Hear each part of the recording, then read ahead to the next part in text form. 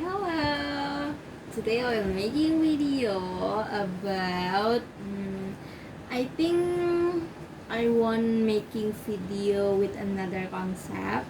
Actually I ever um, do it, but maybe I will making routine uh, because I think especially from right now the novel for every one chapter is really longer. Yeah, the novel about about a woman. So maybe it's the better or it's wise thing if I just read it and I will give conclusion, just short uh, reaction for that, because the story already too much for me, because yeah, mix between POV from writer and knowledge in other sides, because it's about sexuality. So I love this book because specific, uh, there's a lot information, not just about biological as anatomy, physiology, and morphology, but as history also, like founder, like feminism, like that. So yeah, but because the information so many, so information I think really complicated, and every one chapter so many longer. Sometimes I'm read it, I split to, yeah, I'm split of two, because many pages I must read it, but I need highlight in clearly. But yeah, right now in this concept for video, if I'm not making video, I still split the pages of every chapter and I read it every day. But because I'm making videos, so I must read it from the begin until the end, and I will give opinion as long I remember. So I think I'm not write it, but even I write it, just point, not try to translate it too much, translate as uh, yeah, as the point.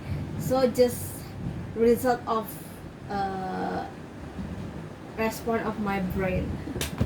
So yeah, so the novel or ebook especially, the title is The Truth About a Woman, and right now I access in chapter 5. The title from chapter 5 is Courtship, Marriage, and the Family. And the first begin, or first part 1, the title is Among the Bird and Mammal. So it's like biological, right? So yeah, so here we go. The principle of divergence of character perfects our nature from the lowest group to the highest, as may be well seen the class of bird, is the quote from Wallace. Like we know, he is scientist, right? Especially part of the line of diversity in Indonesia, like Wallace, Wallace, like that. A great step in advance is taken when we come to study the courtship and sexual relationship of bird and mammal. There are many examples, in particular among birds of beautiful and high standard of love morality. To the physical punch of the sexes for one another, there is now added a wealth of what must be recognized as a physical attraction, which find its expression in many diverse ways. We should find all forms of sexual association very similar, to marriage in the human species. There are temporary unions formed for the purpose of procreation, after which the partner separate and cease to care for one another. Polygamy is frequent. Polyandry also occurs, and there are many cases of absolute profligate promiscuity. We should indeed find the suggestion of all the sexual sins of humanity. Every form of coverty of love battles, jealousy, and the like. There are as well many examples of monogamic union lasting for the lives of the partner. This is especially the case with bird. Among the higher mammal, polygamy is most common, but permanent unions are formed, especially among the anthropoid apes. Just strictly monogamous marriages are frequent among gorillas and orangutans. The young sometimes remaining with their parent to the age of 6 years, while any approach to loose behavior on the part of the wife is severely punished by the husband. We find both the matriarchate and patriarchate family. And we may observe the greatest difference in the conduct of the parent in their care of the offspring. Even a rapid examination of this custom is worthwhile, for they cast forward many suggestions on our sexual, domestic, and social relationships. Let us take first the phenomena of courtship. It is possible to give only the brief face outline of this fascinating subject. We will begin with the law of battle. Courtship without combat is rare among mammals. It is less common in many species of bird. Special offensive and defensive weapons for use in this love fight are found, such as are the longer canine teeth of many male mammals, the antlers of stage, the tusks of elephant, the horns of antelopes, goats, oxen, and other animals, while among birds the spurs of the cow and allied species are examples of sexual weapons. Decision of love, decision of battle, says Darwin. To those who understand love, there will be no causes of surprise in their procreative explosion. There can be no doubt that such as combat are stimulus to mutual sexual excitement in the males who take a part in them and the female who watch them. Throughout nature, love only reaches its goal after tremendous expenditure of energy. Courtship is the prelude to love. The question is what form it should take. It is that even yet we have not decided, but the importance of courtship cannot be overlooked. We must regard it as the servant of the life force, in the fine saying of Professor Leonard Morgan. The purpose of courtship reveals itself as the strong and steady binding of the bow. The arrow may find its mark in a biological and of the highest importance in the survival of healthy and vigorous race. Even the most timid animals will fight desperately under the stimulus of sex passion. Hares and moles battle to death in some cases. Squirrels and beavers wound each other severally. Seals grapple with the tooth and claw. Bulls, deer, and stallion have violent encounters, and the goats use their curved horn with deadly effect. The elephant, pacific by nature, assumes a terrible fury in the rooting session. Choose the Sanskrit poems. Frequently use the smile of the 11, goaded by love, to express the highest degree of strength, nobility, grandeur, and even beauty. It's hardly necessary to point out that in the love conflict, we may find the source of our own brood, passion of jealousy, and the origin of duels, murder, and all the violent crimes committed by men under excitement of sexual emotion. The thirst among the weight of love that drive men mad and wild. In Burr, it's among the gallinaceae that love insate the male with the work-life fury. The barn door cock is the type of the jealousy male amorous, vain and courageous. It must be noted that wheresoever supremacy in love is obtained by force, the female has necessarily become through the action of selection stronger and better armed than the female. Among birds, where the love of battle largely gives place to a gentler wooing, there are many species in which the female is larger and stronger than the male, and such a much greater number where there's no appreciable differences between the sexes. This proves what we have already established among the invertebrata, that there's no necessary correlation between weakness and the female sex. But to this question, so important in this bearing on the relative position of the sexes, I shall return later. The acquisition of match doesn't depend entirely upon strength and victory in the battle.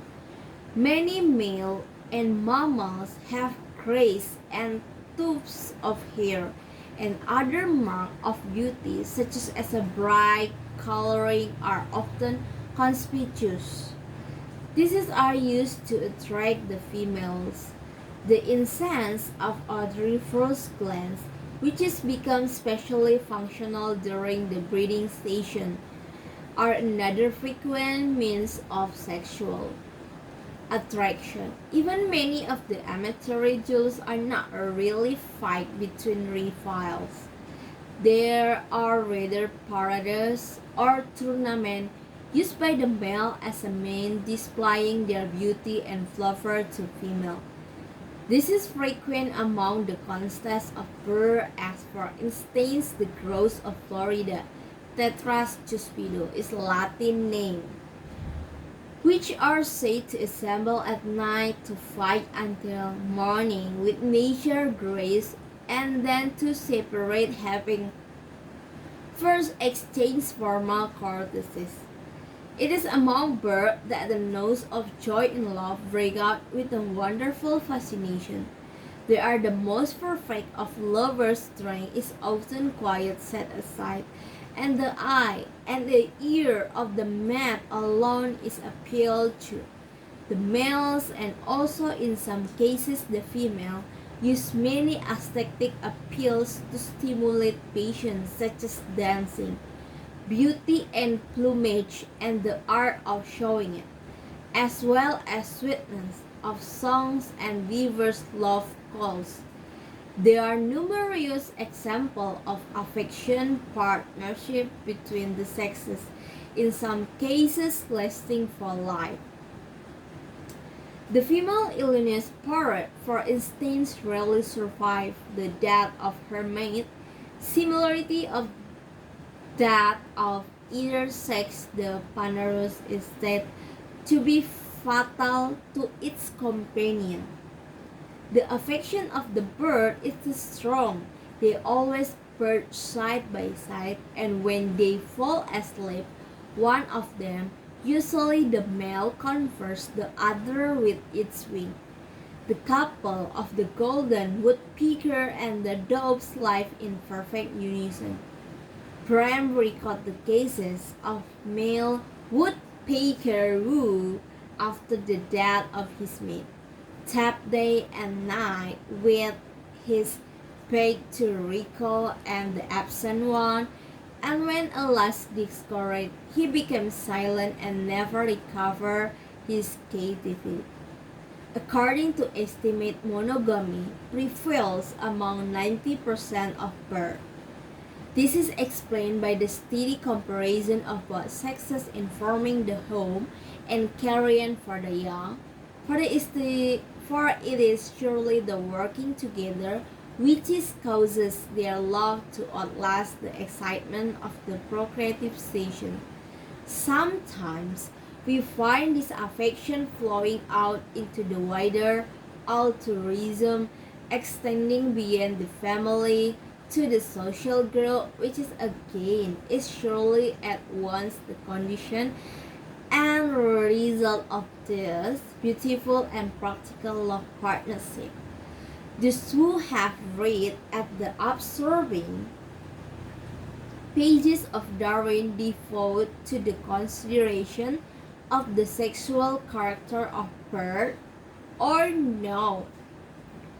The example given by Butcher, Audubon, Epinas, Wallace, other naturalists, or better still, those who gave watch and note for themselves the love habit of bird, will find it impossible to withhold admiration for the poetic character of many of this courtship and marriage, which is put too often or human mating to others' shame. Let us look first the love dance. Dancing as a means of attraction, the right pitch of passion, the male and the female has always been used in service of the sexual instinct. It gives the highest and the most complex expression of movement, and may be said to have been involved by love from the more brutal courtship of battle display. The characteristic feature of the amatory dances of bird are well known. They may be witnessed frequently during the pairing season. The male blackbird, for instance, is full of action as he woos his mate. He furls his tail, spreads his glossy wings, hops and turns, cases and the hand, all the time caucus with dialect. Similar antics are performed by the white-throat, the male red-winged, again strut about before his female, sweeping the ground with the tails and acting the dandy. The crazy duck raises his head gracefully, straightens his silky agate strut and bows to his female, while his throat smells and he utters a shorter of guttural note. The common shield duck, Gases, wood pigeon, carrion, vultures, or many other birds have been observed to dance spread their nail cassaway. Another and perform many strange courtship parades. A careful observer of bird, Mr. A. Celius, who is quoted by Havelock's Ellis, has found that all bird dances are not nuptial, but that some birds, the stone curlew or great plover, for example, have different kind of dancing. The nuptial dances are taken part in by both the male and female, and are immediately followed by conjunction. But there are as well other dances or antic or a non-sexual character which may be regarded as a social, and these are two are indulged in by both sexes. The love fight of swallow, linnet, and kingfisher, and the curious aerial evolution of the swift are similar manifestation of feature and the like in movement as a sexual excitant to pairing. Some male doves have remarkable habits of driving the hen for a few days before she lies the eggs. On this occasion, his rule time in speeding, equipping, or the wool, He never allowed her to settle or rest for a minute except on the nest. This is last case affords a striking illustration of the real object of all this elaborate movement. The male albatross, an ugly and dull-colored bird, during courtship stained by the female on the nest, raises his wings, spread his tail, throw up his lap with the bill in the air, or stretches it straight out our forward as far as he can, and then utters a chorus cry. But the most interesting example that I've been able to find recorded of dancing among birds is the habit of waltzing, common the female, in lesser degree to female ostrich. It is just described by S. Kronwright Schreiner. It's really long text.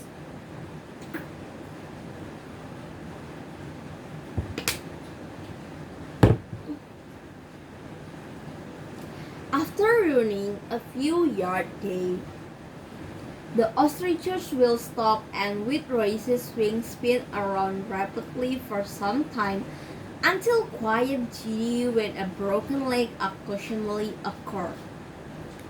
Vigorous roll when challenging to fight, or when wound in the hand, the cock will suddenly bomb down on his knees, ankle joint, open his wings, and then swing them alternately backward and forward as if on a pivot. At such a time, the bird sees very imperfectly, if at all. In the fact, he seems so preoccupied that if pursued, one may often approach unnoticed just before rolling a coat. Especially if courting, a hen will often run slowly and daintily on the point of his toes, with neck slightly inflated, upright and erect, the tail half droop, and all his body feather flop up, the wings raised and expanded, the inside edges touching the side of the neck for nearly the whole length, and the plumb showing separately like an open fan. In another attitude is the splendid beauty of this plumage, displayed to such advantage. In this case, it's a very suggestive to find that it's the female ostrich who takes upon himself the task of hatching and rearing the young. Perhaps this is account for the female ostrich being able to dance as well as the male. There are very few examples of birds who are bad feathers. Often the female refers the female in love for the young. He is in constant attendance in the vicinity of the nest. He feeds and sings to the female, and sometimes share with her duty of incubation. This is done by the male wood pigeon, mistle thrush, blue martin, the buzzard, stonecrow, crow duntrill, the sandpiper, common gull, black-coated gull, kittiwake, rogelbill, puffin, storm petrel, the great blue heron, and the black vulture. Among these birds, it is usual for the family duty to be from quiet, irrespective of sex, and the parent who is free takes the task of feeding in one who is occupied. As soon as one family is reared, many birds at once burden themselves with another. Audubon records the cases of the blue bird of America, who rock so jealously that 2 or 3 broods are reared at the same time, the female sitting on one clutch, while the male feeds the young of the preceding brood. Next in importance to dancing and movement in the act of courtship among birds is their use of song and display of decorative plumage. With them, it would seem even more than among the mammals or with men. Sexual desire rises and intensifies, and the faculties and lifts the individual above the normal level of life. The act of singing is pleasurable one, an expression of superabundant energy and joyous excitement. Choose love song, serving first probably as a call or recognition from the male to the male, came to be used as a means of seduction. Everyone is familiar with the exhaustive lyrical tournament of our nightingales, their song during the love session.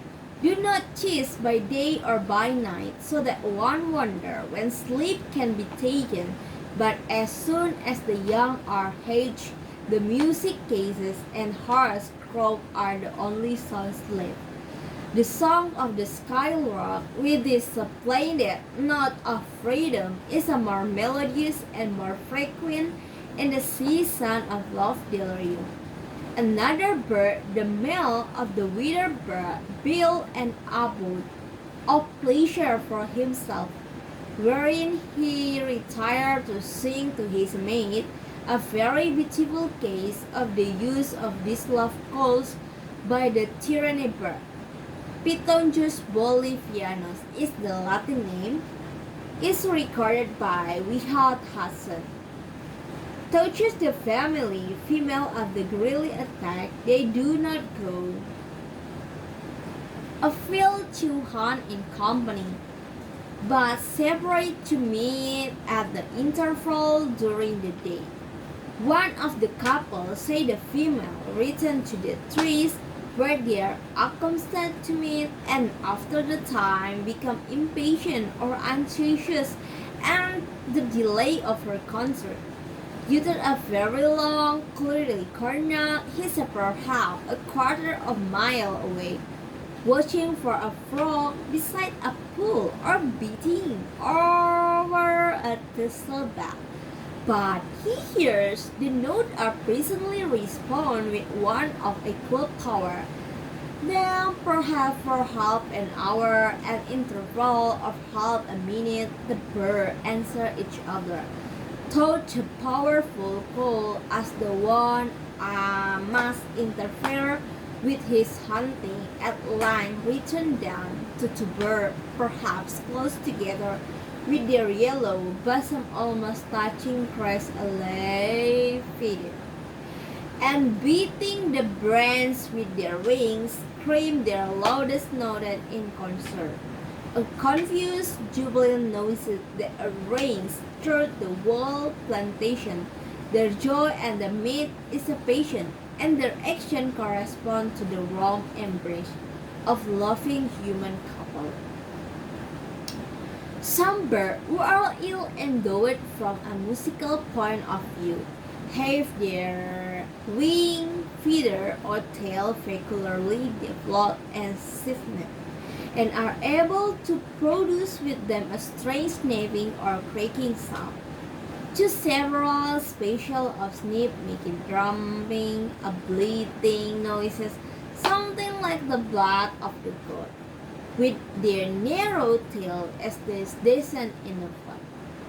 Make this spy have still more curious method of call by wrapping in the dry and sonorous branches, which they use not only to attract the female but also to warm her. We may say that this bird perform instrumental music.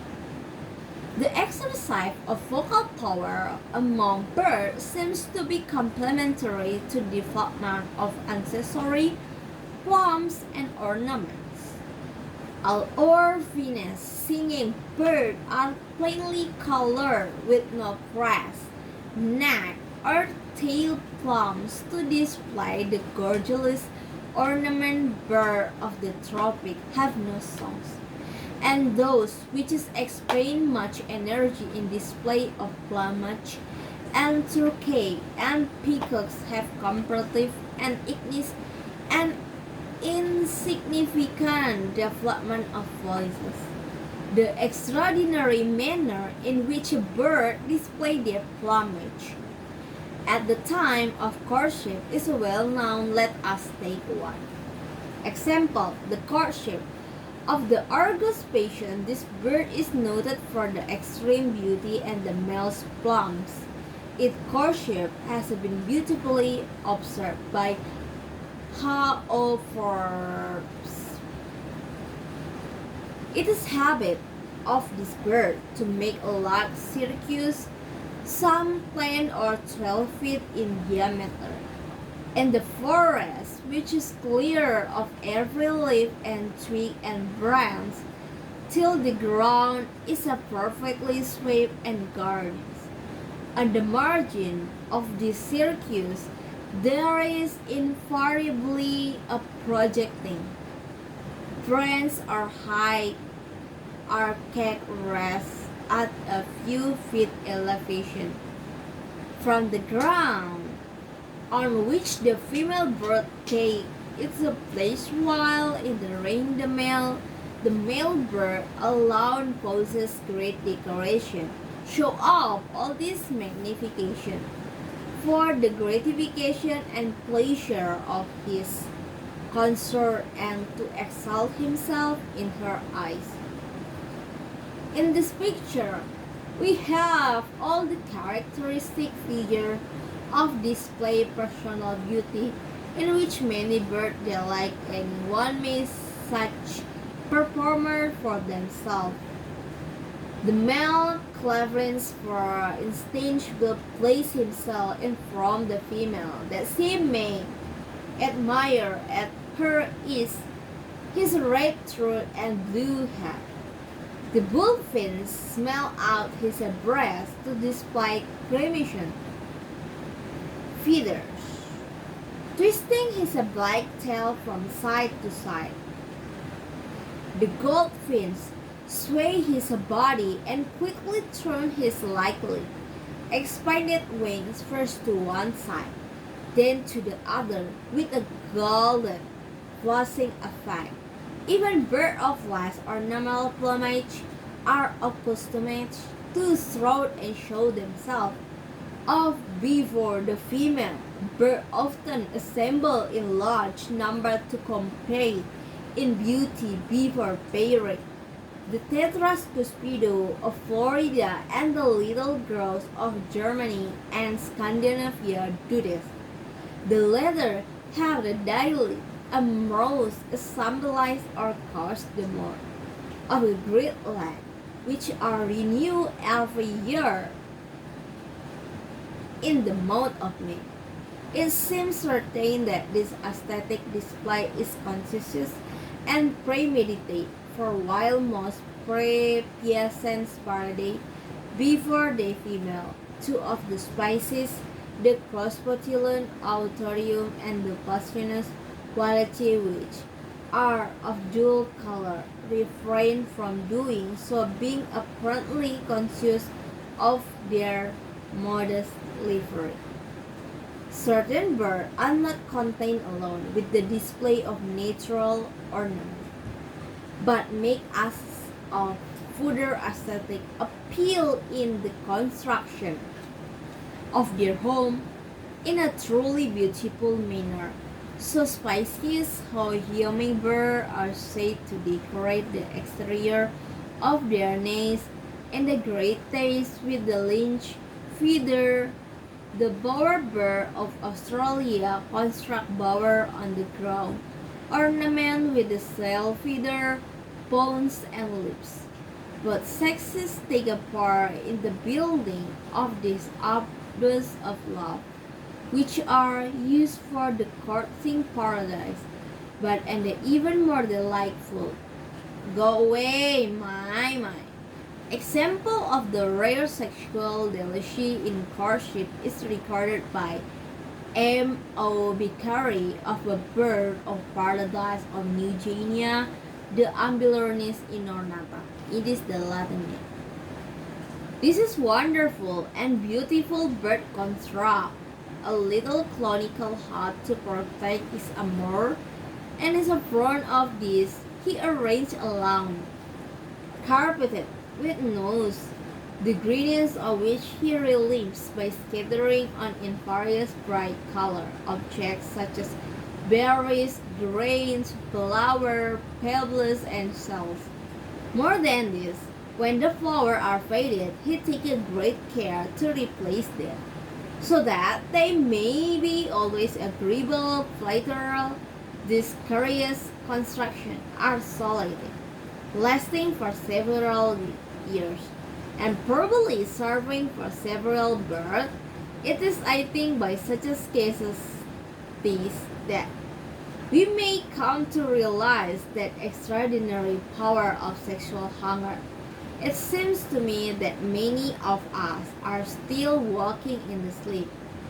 Fear holds our eyes from the truth, but as we look back to the complex and often multiple manifestation of love, action among our animal ancestors, we begin to perceive that unanalyzable something called beauty. Beauty, which is the glory that arising out to the first simple impelling hunger, which is drop the male cells and the female cells to unison how see things life knows to development except true love. So that's it. Okay, I highlight first. For the first, I still remember about mammal because the title about bird and mammal, right? About mammal, I know about monogamy and polygamy. So all mammals mostly polygamy, but the mammals monogamy just gorilla and orangutan is opposite with bird because mostly the bird is monogamy. Yeah, the bird is monogamy, not polygamy. So that's why the bird between male and female must have wonderful, beautiful look like what is it? Wings and flatter. I forget feeder bulu about noises, voices, and throat is like interesting. I forget dietary, yeah, interest each other, and yeah, that's why when bird go away, some really far away, they are maybe like just see one another habitat, like changing station, so they are must move, or just take it or put it food, eat it to buy. I forget what the sarang, yeah, sarang, the place's home, and they are come back and buy and give to another family. So I remember about pigeon, right? Pigeon always symbolic in household. So when married, especially ceremony of marriage, pigeon go through the atmosphere, right? So yeah, so from the chapter it strong my mind if I married in the someday, I must be like a bird. It's like loyal, just the 1%. Or like gorilla and orangutan, just 1%. So that's why I always remember about Jenny, orangutan, right? Yeah, yeah, I know Jenny with Tarzan, but uh, the orangutan or Godzilla just one, right? So they are very loyal. So it's similar with dog also. I remember dog also very common, for example, in monogamy. So it's what is it's implementation with my daily with my dogma also in my religion. We just one partner in marriage. So that's why in Christian marriage just one partner and until dying. But mostly, especially for women, when her husband dying, they are choose to still self, not married again until she or woman die. It's like forever love, but mostly for men familiar to marry again. So that's why I think, yeah, men love from men just little, not too much as not as a bigger of woman, but yeah, many also from men choosing not still married, and I give applause about it. And about mammal and bird also, remind me because it's really many, right? So I'm not sure I remember for that, but yeah, it's like determination without sex, female and male, right? So yeah, and I remember also about mammals and bird.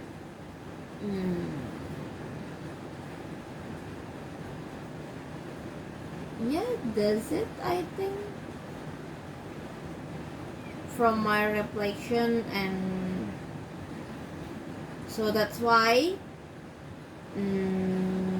I choose also, I really need clearly status like courtship, because my purpose is marriage, right? So I must have engagement, I must have commitment with men, because I need preparation for marriage actually. But yeah, maybe this space just learn about anything first, then about it. I'm not sure, but because in this chapter, the bird or the mammal, very looking good, interested to make other partner too interested with theirs. So I think it is part about when in human we say PDKT like that. Yeah, and with the mammals and bird we say it's courtship.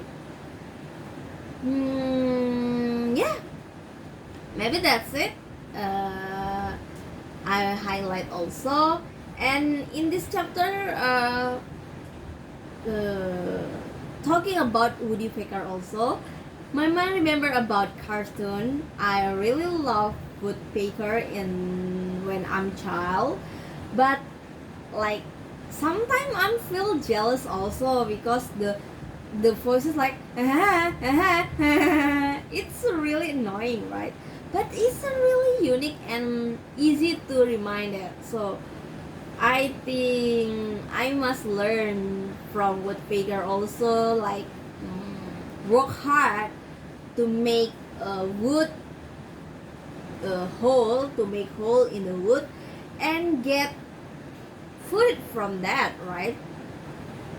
And even sometimes making trouble for human, right? So yeah, And yeah, that's it for today, and I hope I can read it in the next chapter, but I don't know. So I hope my English be better and be the good. Thank you. Bye bye.